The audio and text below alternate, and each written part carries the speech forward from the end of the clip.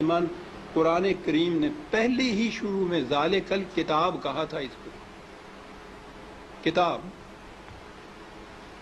دنیا کی کوئی کتاب ایسی ہے کہ جس کی زبان آپ نہ جانتے ہوں اور کتاب پڑھتے چلے جاتے ہوں؟ کوئی کتاب آپ بتا دیجیے.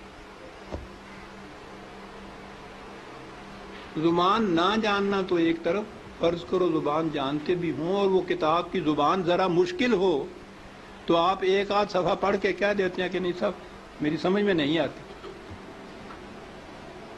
آپ کتاب پڑھتے ہیں تاکہ سمجھ لیں اس کو. خدا نے بار بار کہا ہے کہ ہم نے اس کو لسان عربی مبین میں واضح طور پر اس کو بیان کیا، لعلکم تعقلون، تاکہ تم سمجھ سکو.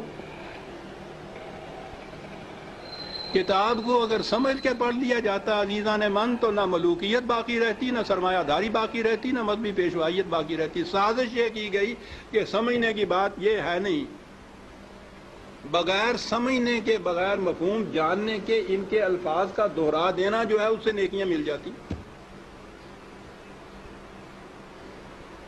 ایسا چکر دیا کہ کتاب کا سمجھنا جو تھا، سمجھنا کتاب کا بے معنی ہو گیا.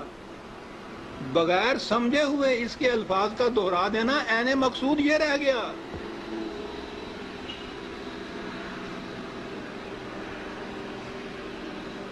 اعلیٰ سے اعلیٰ درجے کی کسی طبیب، حکیم کی، فلاسفر کی نسخوں کی کتاب، ہر مرض کا نسخہ جہاں لکھا ہو اس کے اندر، آپ اس کو سمجھے نہیں اس زبان کو اور وہ نسخے زبانی یاد کر لیں اور صبح اٹھ کے ان کو نسخوں کو رٹتے رہیں، شام تک بولتے رہیں.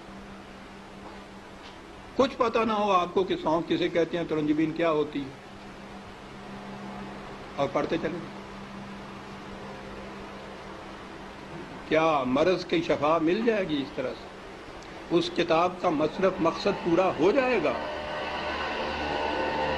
میں نے کہا ہے ابھی کہ ہے کوئی دنیا میں اور کتاب جس کے ساتھ یہ کچھ آپ کرتے ہوں؟ عزیزان من، اس کتاب عظیم نے کیا لیا ہے کہ ہم اس کے ساتھ یہ کرتے جو کسی کتاب کے ساتھ نہیں کرتے؟ یہ سب اس لیے کہ یہ سمجھ میں نہ آ جائے، کہیں ہو نہ جائے آشکارا شرع پیغمبر. کہیں یہ آج ہی کی سازش نہیں ہے، شروع سے چلی آ رہی ہے. یہ لگا دو اس لائن کے اوپر کہ دہراتے جاؤ اس کو ساتھ بغیر سمجھے. نہ وہ آگے جو امام کھڑا ہوتا ہے حافظ، اس کو پتا ہوتا ہے میں کیا لفظ دہرا رہا ہوں، نہ یہ سننے والوں کو پتا ہوتا ہے کہ یہ الفاظ کیا معنی رکھتے ہیں. دونوں ہی مطمئن ہوتے ہیں کہ ثواب حاصل ہوتا ہے اس سے. اس کتاب کے ساتھ کیا کی تو ہم میں اور ان میں کیا فرق ہے جن کے پاس وہ کتاب نہیں ہے؟ فرق یہ ہے کہ ہم دوہرے مجرم ہیں. ہے بھی کتاب، اور کتاب کو اتنا، اس کو پڑھنا تو کہیں گے نہیں پڑھنا، تو پھر بھی وہ ناظرہ پڑھا جاتا ہے جو دہراتے ہیں.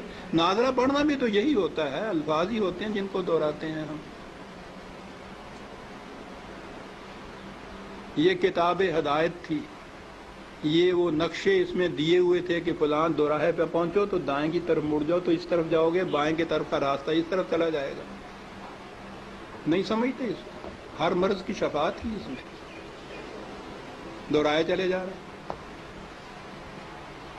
یہ ایک پورا ریلا حفاظ جسے کہتے ہیں، صرف حفظ کیا ہوا کچھ معنی نہیں جانتے. اسی میں وہ پھر قاری آ جاتے ہیں، حفظ بھی کیا ہے، پڑھتے بھی ہیں، پھر قرأت کے ساتھ گا گا کے پڑھا جاتا ہے.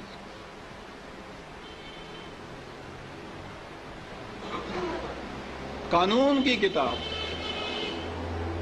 گا کے پڑھنے کی. قرآن میں یہ لکھا ہوا ہے کہ چوری کرنے والا عورت ہو، چوری کرنے والی ہو، جرم کے عوض میں اس کے ساتھ یہ سزا اس کو دو. اب اس کو آپ گاتے چلے جائیے قانون کو.